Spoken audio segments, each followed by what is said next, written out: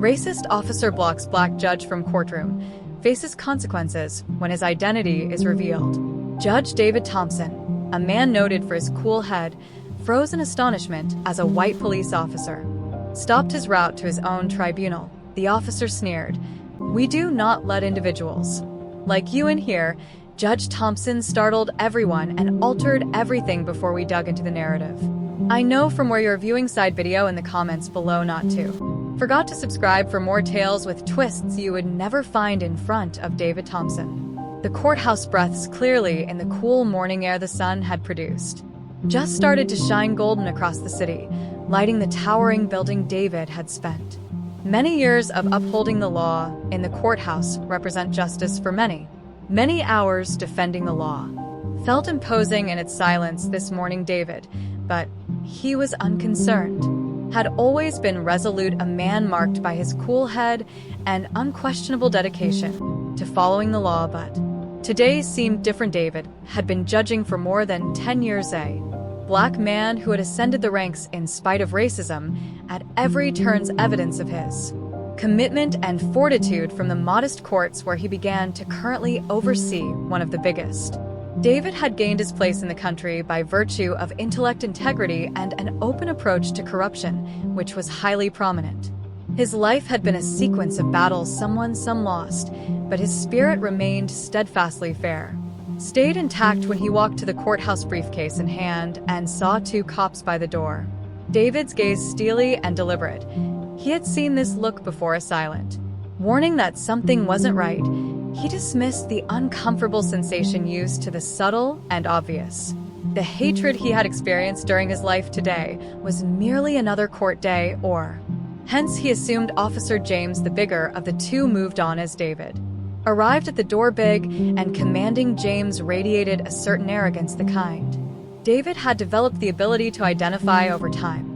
"Might I assist James with his?" Tone full of contempt. David stayed cool, used to this kind of treatment even in the locations where he held authority. "David Thompson here for the trial," James glanced at. "We forbid anyone like you in here." Up and down, a scowl developing on his lips. Without correct identification, he murmured, crossing his arms across his chest, and his words were filled with. David could feel the eyes of onlookers lingering, perceiving something far deeper than simple etiquette. David blinked, attempting to make sense of what he had heard people enjoy. Though he had experienced microaggressions all his life, this was something other. Brazen, deliberative, without losing a beat, Mark Maris reached for his. "James is the judge here overseeing today's trial. Here is my ID." Glanced at the ID with mocked disdain, then turned back at David with the same smirk. "This does not mean anything to me. How do I know it's real?" His voice seemed louder, lately attracting the. David sensed the typical surge of irritation among more individuals around him, but he maintained a bland demeanor. Entire career had been a juggling act, preserving professionalism while confronting prejudice. He had learnt that his response counted not only for himself, but also for every other black professional following him now. Something in the officer's attitude drove him beyond his typical range of motion. The weight of the circumstances landed mostly on David's chest. Looked at the expanding gathering of onlookers, murmuring among some of them, embarrassing themselves by pulling out their phones to capture the scene. But David stayed cool. Years of undergoing this kind of treatment had taught him how to keep cool, how to think clearly when feelings threatened to rule. "Sir," David spoke, measured and intentional. "I'm asking you once more to allow David enter. I am Judge Thompson, and this is my courtroom." James laughed, a low gring sound. "I don't care if you are the president." His smile does not match any judge I have seen. Grew as he leaned forward to clearly savor the moment. David felt a knot. His stomach tightened. The words stung more than he would ever confess. Wasn't limited to race. It was about undercutting his authority, challenging his fundamental right to exist in a position of. For a minute, he considered the many times he had had to prove himself, about the sacrifices he had given, only to be standing here now and still today. He wasn't enough even now. Enough not to offend Officer James. He turned back once more and observed more folks had their eyes full of inquiry, some with a sense of fear. They were David could sense their expectation weighing on him every aspect, waiting for his answer. Longed to snap to give this officer some mental clarity, but he knew. Better his whole life had been spent selecting conflicts deliberately. Today would be no different. "I do not seem like a judge to you," David asked with sharpness. But straightened James, startled at David's sudden change in attitude. "What about me makes you believe I'm not qualified to be here?" David said, rising. Little he knew the audience was listening closely. Now their phones caught every word, every minute he wanted them. James stumbled for a moment, but wanted everyone to hear this. Fast recovered his composure. "I'm only following procedure," he said defensively. Though the haughtiness in his voice had softened somewhat, David inquired with an eyebrow, "Is it conventional to doubt the validity of a judge? Depending on his appearance, is it only your own prejudice exposing his calm voice?" But strong, cutting through the tension like a razor, the audience muttered in favor of a change in the authority. Dynamic James stiffened his face, losing control of the circumstances, and he knew it. Nevertheless, instead of backing down, "I doubled down. I don't have to clarify myself to you. You're not getting in without appropriate." David could feel the rage rising within him, years of clearance approaching a breaking point. Though he was tempted to show displeasure and indignation, he instead, reaching into his briefcase, he gently removed his official credential set that unequivocally identified him. He held them out for James to see as today's trial's presiding judge, eyes never leaving the police. "This is your clearance," David murmured softly now. "Either you let me into my courtroom, or I'll make sure you never keep guard at this courthouse." Once more the quiet that. James then gazed at the credentials. His face was turning pale, deafening, as the gravity of the matter started to seep in the shocked silence of the gathering awaiting the officer's next. David felt James might still refuse, that his pride would win out over reason. Then grudgingly the officer moved aside. "Fine," he murmured, his voice hardly audible. "Go forward." David did not reply. He just passed the officer, head held high, his composure unbroken, but inside, he was already considering what had just happened. This was not over. Not by a long margin. As David stopped at the courthouse doors, for a split second, turned around to face the gathering officers still in motion, his face twisted in annoyance. With uncertainty, the issue would hang in the air. David would either show the police or head-on tackle this injustice, or David stood in the wake of the confrontation, asking what actual authority looked like. His pulse was consistent, but inside a storm brooded. His thoughts were not tranquil. Having been gathering for years, this was not the first time he saw someone who noticed his skin tone before his title. And it probably wouldn't be the last, because every time the weight of it got heavier, it was never easy to know that he was under continual observation by police colleagues. It was draining. Enough to be a judge. He had to be more accomplished, more always. Walked a tightrope negotiating the expectations and biases thrown upon him, but here at the brink of his own courtroom, he had to decide on behavior knowing that every eye was observing. Memories of earlier interactions passed through his memory, reminding him of the first time a higher authority doubted his legal school qualifications, gently suggesting he had been admitted for purposes other than merit or the early in his judicial career, when a lawyer's race clearly caused him to have doubts about his capacity to remain objective. Each event had left a scar, but David had learned to wear them like armor. He never screamed out. He never allowed rage control his reactions, even when it boiled under the surface. His reactions had always been deliberate, since he understood he stood for something more than himself currently standing in front of this officer. David felt the weight of all those events falling on him simultaneously. The sneer on Officer James's face was one David recognized well, that of a man believing he possessed all the authority only because of the David's head reflected the officer's words. Uniform he wore. Real judges don't look like you. It was a clear denial of David's authority of his job, so discounting everything he had labored for. Very identity, and it was not only personal, this was systematic as well. One man's intolerance reflected the culture that had never entirely embraced someone like David. Around them, the throng got bigger, the muttering became louder. Some position of power muttered in incredulity, others in search of knowledge, but all he could sense was David's next action. Their eyes focused on him. Their eagerness permeated the air. They yearned for a clash, a scene some. Shirley hoped he would lose his cool as the black judge would burst in wrath and validate every prejudice they would have. David would not satisfy them the way he had too much, thus he kept it secret. Too many people depended on him to demonstrate discipline to ascend above. He inhaled deeply, pushing himself to stay cool, refusing Officer James's provocations to control his. David picked his words carefully, allowing each one to drop with measured weight. "I don't seem like a judge to you." His voice was consistent, free from of the rage boiling beneath the surface. He locked eyes with the officer pushing him to answer the inquiry. Directly, the audience turned their whole attention on the exchange. Officer James moved uneasily, caught off target by David's reply. For a minute his arrogance stuttered. He hadn't anticipated David to involve him so coolly, so directly, but pride soon resurfaced. "Judges don't have to withdraw fake IDs," he fired back with a condescending tone. Smile returned, but David's gaze now showed a hint of doubt. He did not react right away, instead let the officer's remarks linger in the air unopposed, enabling the audience to absorb what had just been stated. He may. Some of them shook their heads, others captured the exchange on their phones. This event transcended mere David and James. Today was a public show testing authority race, and dignity collided in real time. David said, his voice calm at last, almost conversational. "And what actually distinguishes a judge officer from me? Doesn't match your concept of someone upholding the law." He wasn't advocating, but his remarks had impact.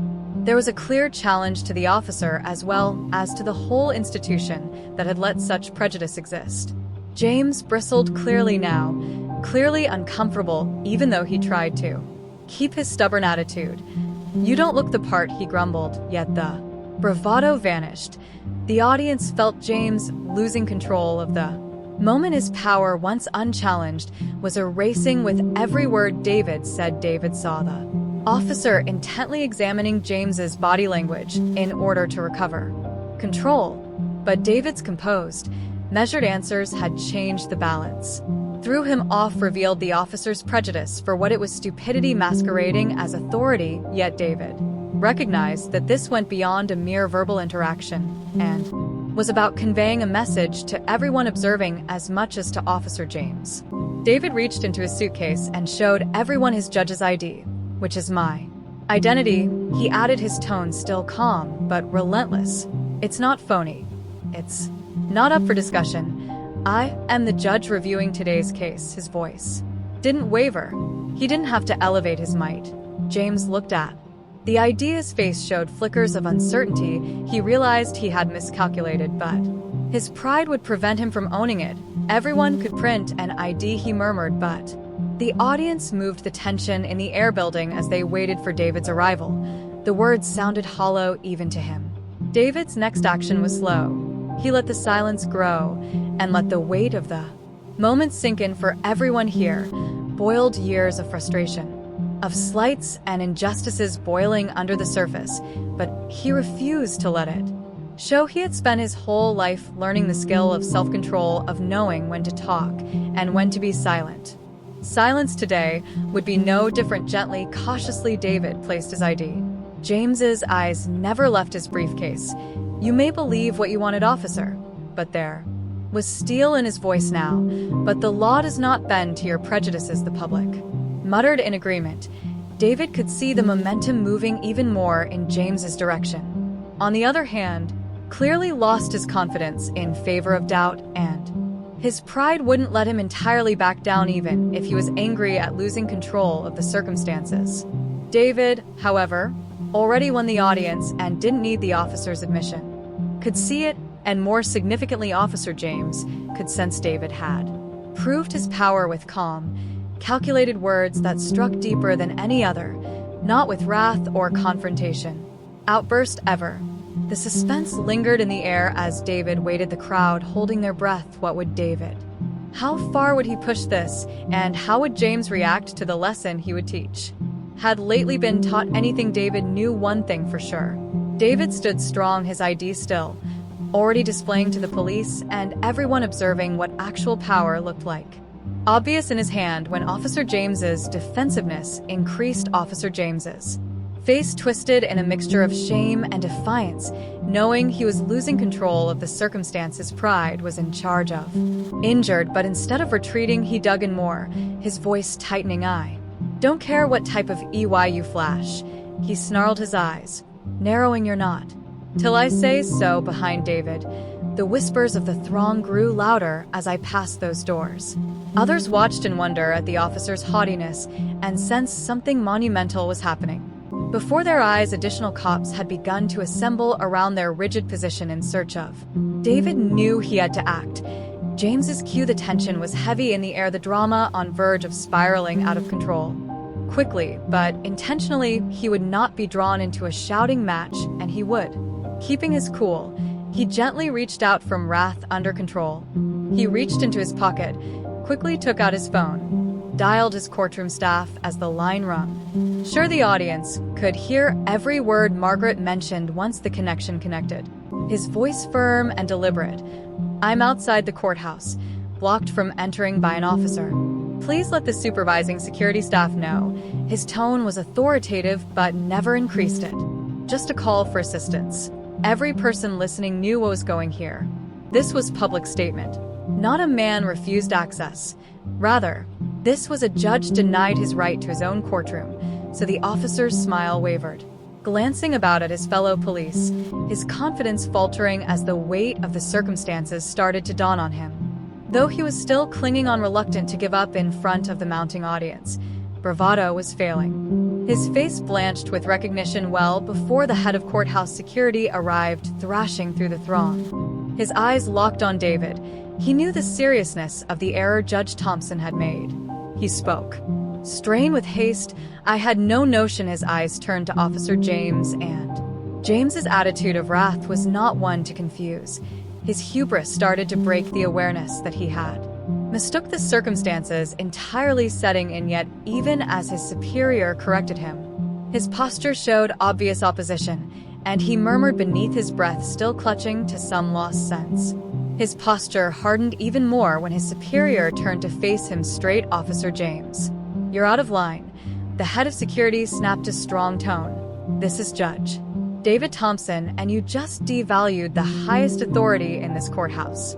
There was a tangible stillness as the words sank in the gathering, now growing in numbers seemed to.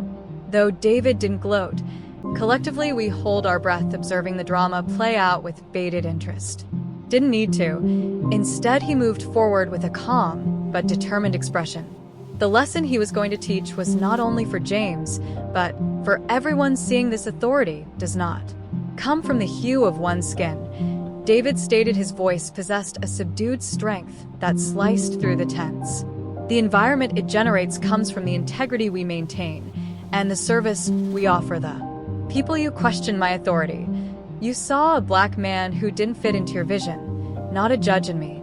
James clearly shook now, his limited definition of power clearly unable to meet David's. Look at his fellow cops.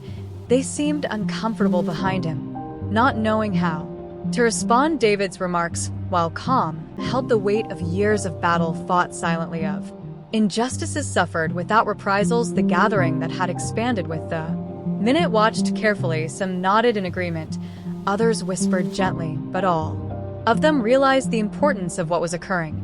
This was not only a confrontation concerning access to a courtroom, it was a public teaching moment, one that touched the core of the institutional prejudices David had spent his life learning about. Entire career battling against. You notice David maintained his tone relentless. You have been entrusted with protection and service, yet you abuse that when you let personal prejudice color your judgment. Authority you not only subverts the law, but also betrays the confidence put in you. He stopped, permitting the words settle in. I'm here to remind you, officer, not to shame you. You and all the others, observing that justice is about fairness rather than power. Though there was obvious tension in the air, David's remarks had changed something. Sliced through the conceit, the confidence, the ignorance. Officer James, now clearly frightened, stood silently. His earlier defiance turned. His face was not just from shame, but also from the Stark realized he had miscalculated and David's condition was under his control no more. As it appeared the matter was going to settle, something unanticipated occurred. He was following orders, and his loud enough voice from the crowd sliced through everyone to say, like a knife, the throng turned to see a man in normal clothes walking toward his face. Unreadable was not responding to his own David's glance at the man. His confusion wrinkled the brows of the audience, and many murmured hesitation.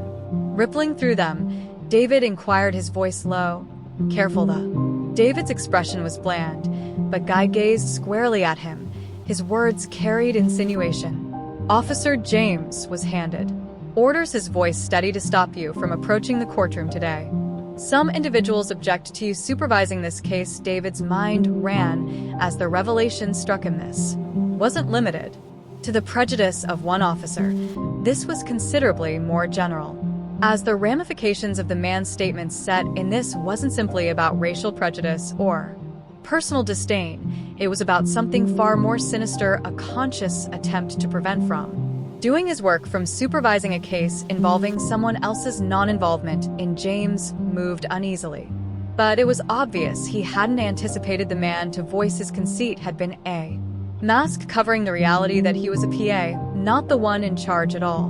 David's mind re-exists after directives supplied by someone further up the chain of command, full of inquiries regarding the order made and the reasons behind what was at risk in this.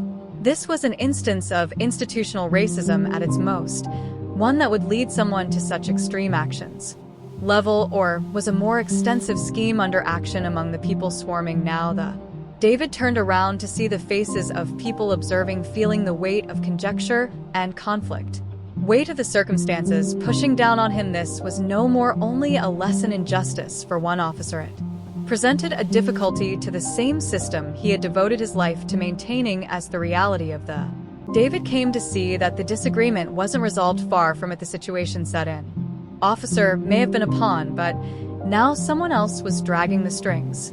More than David knew, he had to get the truth. David couldn't get rid of the impression this was about more than only a biased police officer. Upon learning Officer James had been acting on orders, a deeper, darker truth started to show David's head as he strolled. Later that day, inside his office, the bits of the puzzle began to fit. This, it was not coincidental. Focused and linked directly to the high-profile case he was scheduled to oversee, the embezzlement case had been creating waves in the media for months, including corporate executives and city authorities snatching millions from. David knew public monies were a perilous area, but he never expected things to go this far. Now, with the revelation revealing someone was purposefully trying to keep him away from the courtroom, he understood exactly how much David's desk sitting at represented. He began calling, since he was not going to let this go unappreciated, contacting reliable colleagues and legal professionals monitoring the matter from the sidelines. The more he delved more and found rumors about influential politicians from businesses, leaders who were eager to have this matter thrown under the rug or dismissed. And now it was obvious they saw David Thompson as the main roadblock in their path. The pressure grew as he sieved through old case files and private papers, expose a corruption trail that transcended the specific embezzlement instance and went beyond just financial concern. It concerned power control and preserving a system safeguarding the rich at the expense of justice, therefore sustaining an inequality. David had fallen onto a web of deceit linking the elite of the city, and they were ready to visit great. David's thoughts ran with lengths to guarantee that the truth never surfaced. He linked the dots. Officer James, however obviously biased, had been nothing more than a piece in this complex plan. The directions he obeyed came from far higher up people with the means of controlling the judicial system and law enforcement to suitably. As David dug more, and it became abundantly evident that this plot extended all the way to the top. But why had they chose him out? David knew he was the ideal target, since of his reputation for morality and justice.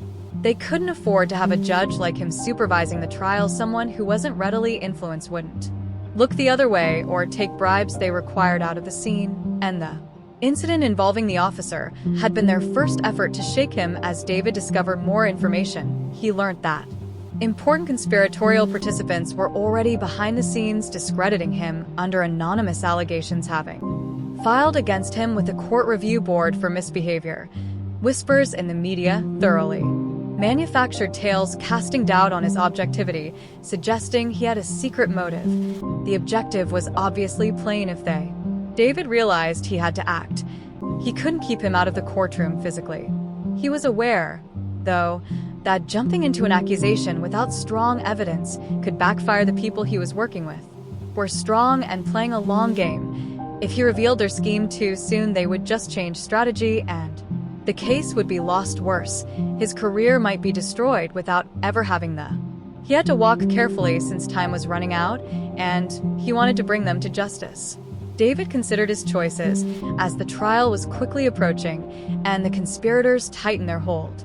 Public with what he knew conduct a news conference and blow the lid off the whole enterprise, but carried great danger. Without hard data, it would be his word against theirs, and their means allowed them to bury him in media attacks and court disputes.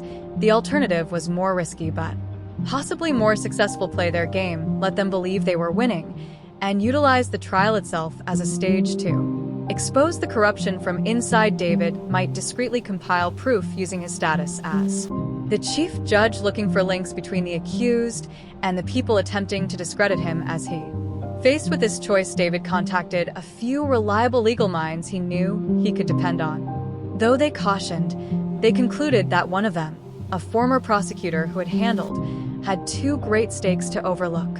With corruption cases, warned him, your best hope is to keep quiet and play. Once you go public, they will come for you. When the time is appropriate, follow and strengthen your case. Strike David where it hurts. Understood, he was treading carefully, and the trial would turn into a battlefield not specifically for the embezzlement case, but also for his own survival against a plot spanning the highest level of degrees of power he possessed. Had to be exact, observing every movement, every piece of evidence, every contact with the witnesses and lawyers. One false step and, though everything could fall apart, if he could draw back the veil on the corruption festering inside the city, he would reveal a whole network, not only win the case of those who had been mistreating the system for years. This was about more than just his reputation or career. This was about justice on a scale few ever get the opportunity to give. David was conscious of the risk he was in. The people he was opposing would not hesitate to silence him should they feel threatened. He would thus need to be more intelligent, more wary than ever before. He had already seen their capabilities, but now he understood what he was dealing with. The choice tormented him much as he got ready for the trial. Now he had to decide. There was no turning back today. Whether to wait until the trial was underway, using the law as his weapon, or strike first and risk everything. Piece by piece destroy the scheme in the days preceding the trial. David knew they were waiting for him to slide too. Thus he monitored every action he made. Give them an opening. But every utterance in the courtroom would be a step closer to the truth every moment. He was ready.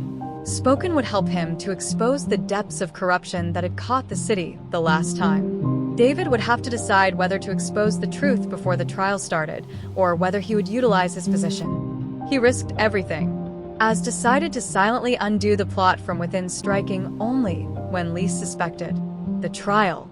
At last the day came, and David could feel great anxiety in the courtroom. Sat at his bench, his face placid but his mind alert, fully conscious of the weight of the moment. The embezzlement case had caught the city's attention, but for David it was about much more than the trial's corruption he knew was present. Monitored by the very persons meant to stop him from being there, they believed they had quieted him, controlled him. Today, they would understand just how misguided they were as the procedures started. The courtroom humming with activity as attorneys argued, witnesses were called, and the evidence piled against the accused businessman. All David kept his cool and kept his face calm, giving nothing away. He had a plan, and every hour in the courtroom was a step toward its implementation. The trial stretch peaked. The prosecution presented a painstakingly accurate case. The defense battled back, and interest rose with every hour that went by. Then, just right before it seemed to be the case, David told him, approaching a known ending. Calm authority David entered fresh data into the file. His voice was consistent as he showed a set of emails and phone records tying the defendant to not only the embezzlement, but David stopped the courtroom as several high-ranking city officials exposed the scope of the conspiracy, a large-scale network of corruption extending much beyond the individual under prosecution. The proof was compelling, identifying strong personalities who had tried to discredit the cover-up and had planned the cover-up. David's silence was deafening as the knowledge of his attempted disgrace spread over the room. Now, the ones dragging the strings were the ones trapped in the web, the prosecution team staring in incredulity. The defense was stopped, and the accused businessman seemed as though the ground had suddenly been taken from under him.